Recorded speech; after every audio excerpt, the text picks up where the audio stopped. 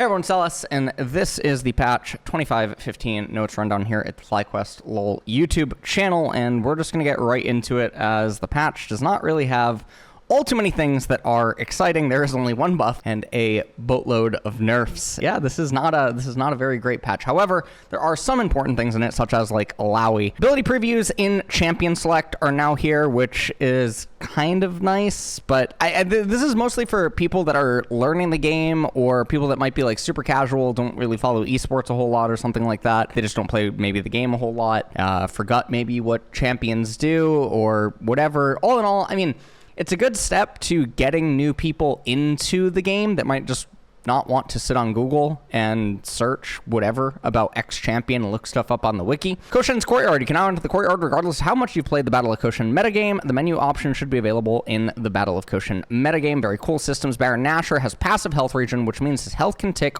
over your smite, consume, feast, etc., and rob you of an otherwise well-timed kill. Let's not have him do that. As compensation, he'll be receiving a 100 base HP, which should make Baron takes play out of a... Okay, so base stats, health regen per 575 to 0. Base health is just going up by a flat 100, so Baron's actually easier to take overall. They did not increase the health by a meaningful amount, which means, you know, most times that you take Baron is going to end up taking anywhere from typically 22 to like 31 seconds generally tends to be the average. Now, depending on the game timer, it can actually be shorter than that. I think some of the most like fast Barons that you can ever really see in a competitive game or something is anywhere from like 9 to 11 seconds. Given that, the average that normally Baron is going to get is 300, and now it's only 100, so Baron actually is faster now than before. So, okay. Champions, Alistar, base armor is reduced by a flat 7, which is actually a really big deal for a lot of his counters, and this makes like enchanter matchups definitely a lot better for them with all the auto attacks and the poke that can end up going on. It makes Alistar a lot weaker in a lot of matchups. Bel'Veth, passive attack speed increased at levels 2 to 18. Q damage to champions, however, is decreased. Passive death in lavender. Attack speed per stack is now going to go up ever so slightly. That really does not matter. Q avoid surge, damage to champions 10 to 30 plus 100% total AD to 0 to 20 plus 100% total AD, and the damage to monsters is still going to just be completely unchanged, where clear speed is going to be totally fine. However, damage to champions is actually getting massively nerfed. So now if you hit all 4 Qs on an opponent, even at rank 1, you're going to be missing 40 damage.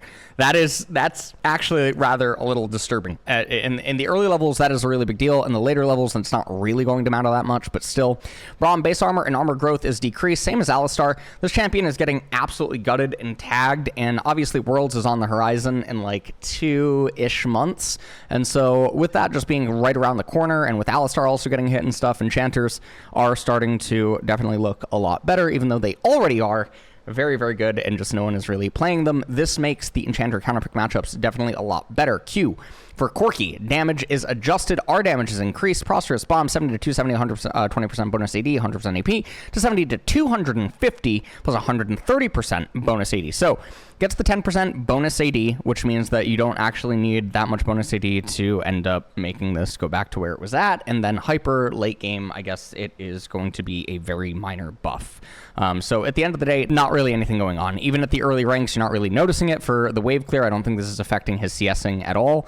Only missing 5 damage and then 10 damage respectively at rank 2 and 3. Our missile barrage is going to also go up by 5% bonus AD. This is actually, I think overall, this is a pretty good buff to Corki. Okay, Illaoi, passive damage is increased, E is adjusted. Passive, Prophet of the Elder God, 9 to 162 based on level, 100% AD, 40% AP, to 9 to 162 based on level 2, 105% AD. So getting the extra 5% flat AD even early on is actually somewhat of a big deal. This allows Illaoi to wave clear off of 1Q, whereas before she needed certain items in order for that to even be a possibility. So this is a really big deal for Illaoi's wave clear because it allows her to basically push you in and start bullying you with E a lot faster. It allows her to conserve mana, and there's just a whole lot of other things that go on with this that just really help propel Illaoi both in mid and top lane. Tentacle Smash now shows full ability damage that updates with ranks in Q. E Test of Spirit, tentacle attack timer 5.43 seconds at levels 1, 7, 13 to 4, 3.5, and 3. So definitely buffs early on. Vessel duration, however, is going to go down dramatically. However, Vessel Spawn Tentacles now attack the vessel about 1 second sooner, so it's kind of an instant slam, which is really nice if the target is slowed, snared, you know, anything like that. It is just going to be a lot better. And also for people that have played against Illaoi for a really long time, what's going to end up happening is they might actually get hit by, you know, the first few times they play against Illaoi now as they learn to adjust. Irelia, health regen is decreased by a 2.5. That's actually kind of, I mean, it's not even really, I mean, during the laning phase, this might actually equate to Irelia missing just under a potion of extra HP, which is kind of big. Kind of big for a champion that is already struggling, unless you're a Rail King, in which case still Irelia is very difficult to play in competitive. Passive dismounted resistances are increased for Kled. Kled has a whole lot of stuff going on with him, but overall I do think the champion, even though he did just get like a mini rework kind of thing, I think the champion probably just overall needs a rework if people are actually going to start playing him, because I just think that Kled has a lot of problems going on with him, which I think affects his popularity and pick and everything else. I don't think the changes in the directions that they're going with him really incentivizes people to play him. Master Yi, Q damage reduced for low AD builds. So Q Alpha Strike, 30 to 150 plus 50% total AD to 20 to 100 plus 70% total AD. So you need to get 50 damage back via the 20%. Q monster damage is going to also get dramatically hit, and the 70% total AD is going to be there. So for high AD builds, builds that include like Infinity Edge and everything else, this will end up being slightly okay. For the attack speed type builds, I think that there was some post on Reddit that ended up showing that like even when you get to like 4 items or 5 items, he's still slightly nerfed from where he was at before, but it's still not going to be the end of the day. The reality is that Master Yi, he is very difficult to sort of talk about and discuss in a lot of ways that doesn't just require lengthy explanations. I think that this is a way to go about balancing him, but the other problem with Yi is he's very affected by itemization. Now, one of his items did end up getting buffed, so we got an indirect buff recently, and because of the buff that was indirectly there, giving him more damage for every single auto that he ends up throwing out, it ends up meaning that like the damage that he was just doing prior to that buff and now after the buff, etc., and then you incorporate this, means that they're somewhat similar. And so realistically, if you go back like 3 patches or something, Yi is essentially that Yi with where he's currently at, but it's important to pay attention to all the direct and indirect stuff going on around him. Nilah is the winningest bot laner in League of Legends. Nilah is absolutely disturbingly broken, and just no one plays her. For a lot of reasons, I guess. Very disturbing champion. Doesn't make any sense. Base AD is going up by 2. Attack speed growth is getting nerfed. So she's ahead a little more than we think is reasonable. We're delivering what we expect to be a small overall nerf while increasing her early game agency. So again, like this type of an AD or this type of an AD change, you don't really notice it, but it does affect sample size because if you play enough games or there's enough game volume, etc., then it can end up converting to a first blood or something, and that one first blood snowballs X% of the time, and it affects something, and then likewise the attack speed growth, etc. That's what these changes ultimately are at the end of the day. Pantheon. Q monster damage is decreased. Q Comet Spear, 105% to 90%. So the monster damage going down by 15%. What we're going to have to see is how much does this actually affect his clear speed. If his clear speed is still going to be really fast and he still has his ultimate and he still has everything else going on, then Pantheon is still going to be one of the best neutralizers. But the problem is that Pantheon, despite his ban rate in Pro, and I do hope that I can manage to get the inspired audio out at some point this week, we talk and touch on Pantheon a lot as someone that also played him at MSI, EWC, everyone sees what's going on in all the regions right now with Pantheon bans, etc. Pantheon's ban rate doesn't actually reflect his power. It really reflects what his identity is inside of a game and what he's allowed to grant to things. But the actual champion's individual power is not really brought out unless you incorporate the other 4 champions around him. And I know that sounds really weird. So as long as his ability to still clear is even somewhat there, then Pantheon will persist and continue to exist as as like a meta champion just because of the basis of what he's providing. So that's really it. If he can even clear just marginally similar, then he's going to be totally fine. Quinn, Q damage is decreased. Q blinding assault. Quinn's most effective build, Aimless Adjective, and Symbiotic Souls have caught on, and she's ultimately a little too performant. This is because it allows her to basically cheat waves, and it allows her to not have to lane and everything else. So now what they're going to end up doing is, because you're cheating waves and you're doing all this other type of stuff, and you're not just you're not building a whole lot of AD, etc., and you're just relying on the total AD, etc., now they're going to end up tagging that a little bit. So Quinn is still going to be totally fine. She's still going to be like one of those cheesy picks. Yeah, she's basically the cheesy marksman. Rek'Sai, base armor and armor growth is decreased. W knock-up, lockout decreased at higher ranks. E deals adjusted true damage. R is adjusted. Base armor is going down by 1.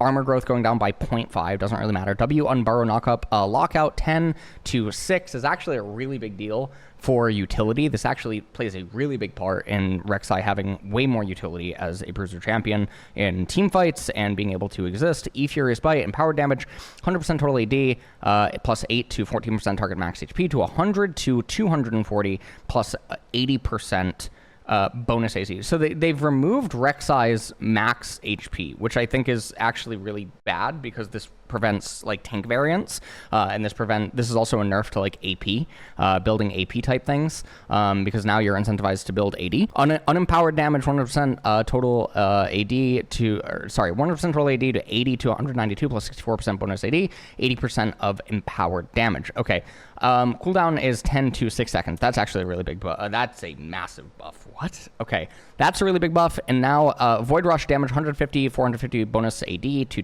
25 to 35% missing HP, 250, 350, plus 100% bonus AD, which easily you're going to be able to get over that if you're building any sort of like AD. And then it's a max percent.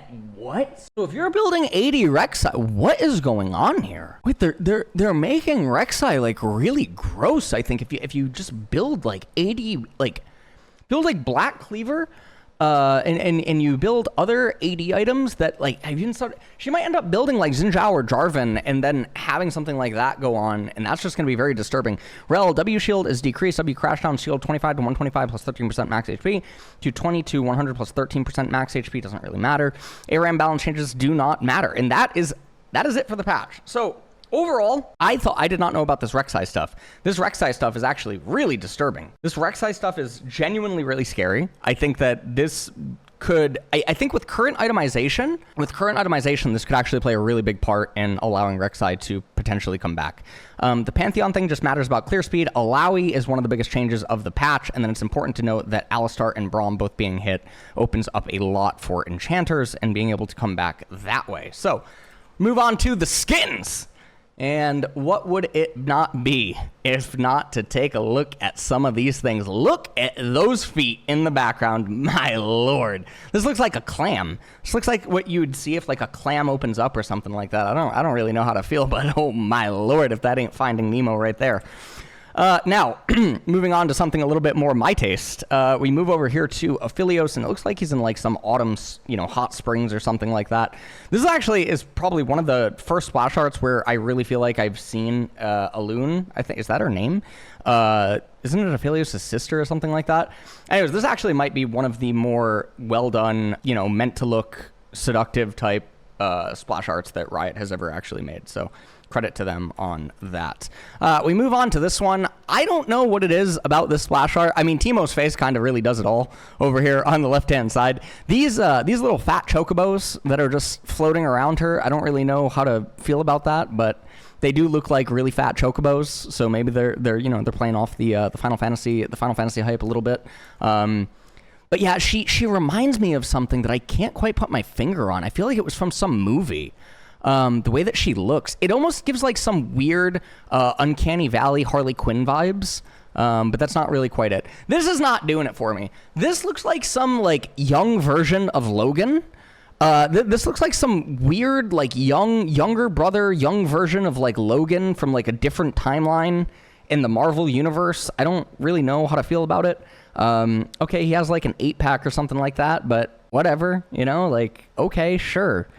I don't know. It's not really doing it. Not not totally doing it for me. The monkey also doesn't seem really that happy here. The monkey does not seem too ecstatic. I like the fall scenery though. The fall scenery is really cool. Oh, that was Volibear. I thought that was Gragas this whole time. Look at this absolute like look at this. I thought that was Gragas, but it's actually Volibear. This doesn't even look like fur.